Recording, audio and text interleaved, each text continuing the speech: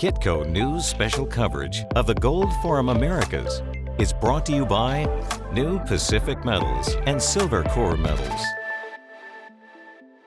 There are a few countries as historically significant as Bolivia for precious metals and mining, and New Pacific Metals has made Bolivia its focus. I'm with Lon Shaver. He is Vice President at Silvercorp, and the company has a major stake in New Pacific Metals. Lon, welcome to Kitco.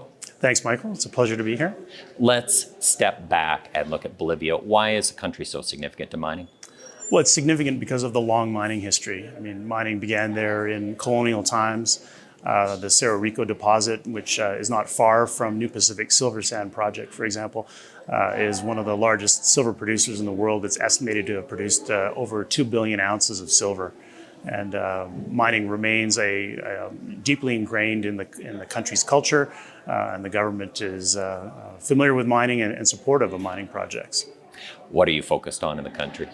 Well, New Pacific's focused on advancing its three main projects: Silver Sand, Carangas, and Silver Strike.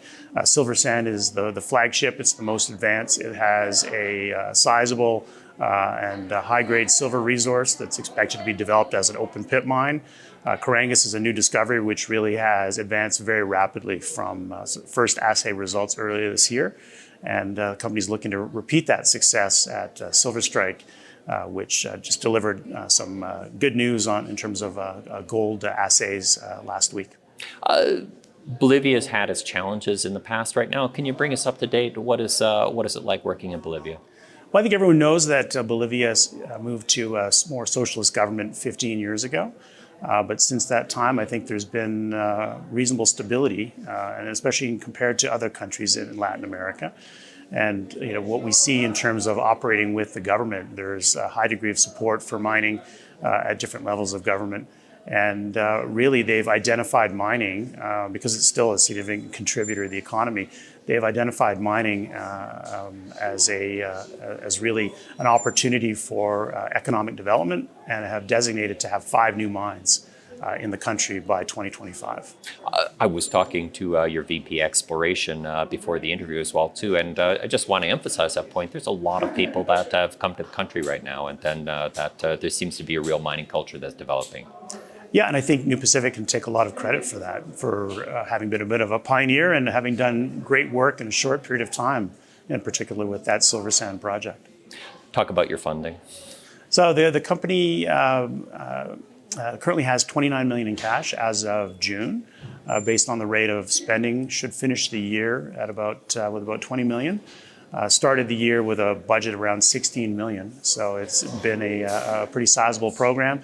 And based on the success so far, going into 2023 with $20 million, we'll be looking to do a lot of work.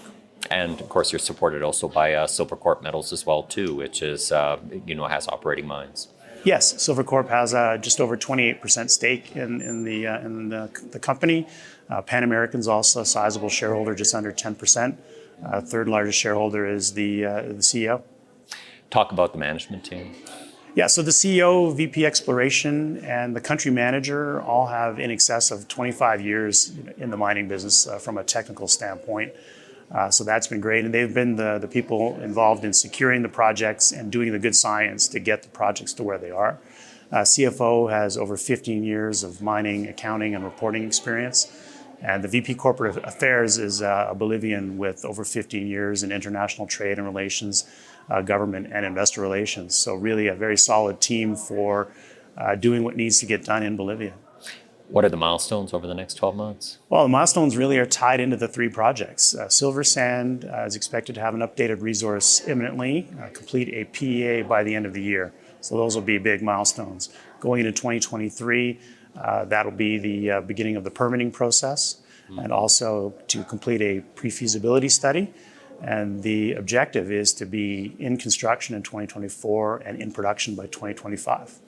Carangas has gone from, like I said, a discovery early in the year to now with 5 rigs drilling, doing 40,000 meters of drilling this year.